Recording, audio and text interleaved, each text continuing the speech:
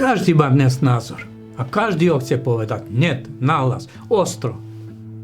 Lenže nie každý vie, ako to spraviť ako človek.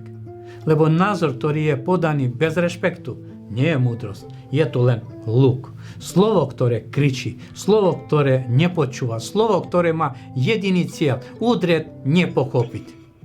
Rozprávať vie každý. Ale počúvať a rozumieť, to už nie. A tak sa diskusie menia na súťaž ega.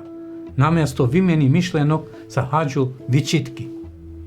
Každý chce mať posledné slovo, ale nikto nechce mať čisté svedomie. Vieš, čo je skutočný rešpekt? Že dokážeš nesúhlasiť a pritom neuraziť. Že aj keď niekto myslí inak, neznižuješ sa. Nehádžeš bahno, len hovoríš svoju pravdu ako človek. Lebo sila nie je v tom, ako silno kričíš. Sila je v tom, ako ticho vieš hovoriť, keď iní kričia. A keď ten tvoj názor nesie úctu, tedy prestáva byť lukom. Tedy sa mení na slovo, ktoré sa dotkne.